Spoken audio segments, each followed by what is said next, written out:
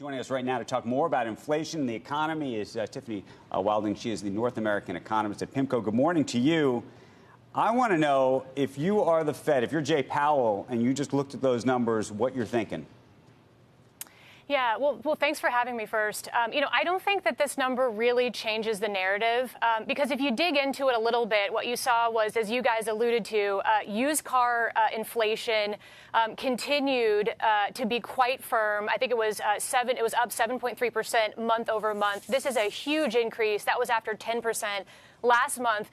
That accounted for about a third of the increase in overall inflation for the month. So that is, quite a concentration of the increased inflation into that used car component.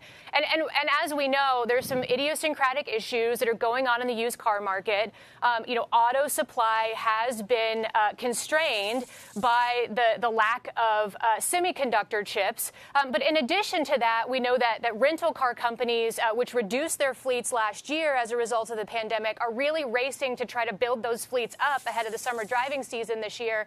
And so they're actually buyers in the used car market, whereas they're usually sellers. So all of these sort of idiosyncratic factors have kind of come together to produce this, sort of extreme move in inflation in these categories. But ultimately, this is not going to stay around. We are going to see inflation moderate at some point. So I think this does not change the narrative from the Fed that, this is transitory.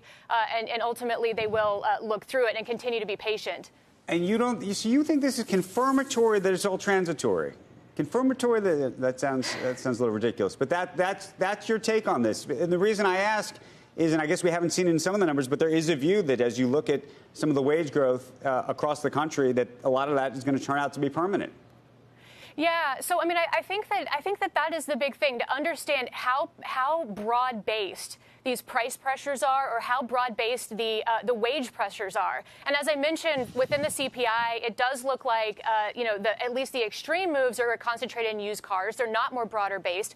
And within wages, what we're seeing is it actually is more concentrated in low-wage and lower-skill jobs. There is an interesting academic research that came out of the Atlanta Fed that basically confirmed this. So it will be really key to understand, are those wage pressures really broadening out? Because if they are, that could be a sign that inflation expectations are increasing. And really, that's what the Fed is going to be caring about. Does this sort of shock in prices that we're seeing now, does it increase inflation expectations? Because that will sort of dictate whether this is transitory or ends up actually being more persistent. But if you're Jay Powell, you're kind of happy on the lower wage. The lower wages are moving up. That's a good sign for you, right? Yeah, absolutely. And I think if you're the Biden administration, that's a good sign as well. And by the way, higher wages may or may not actually translate into higher prices. It depends on our businesses. Are they being more productive? And we are actually seeing in the productivity statistics that they are. So that could dampen somewhat. That would increase margins potentially, and that could dampen somewhat the extent to which this is priced on or passed on to consumers.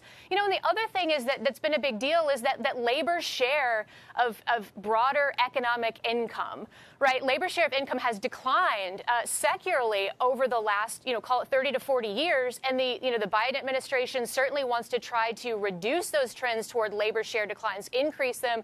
Getting wages up at the bottom quartile of the wage distribution is one way to do that.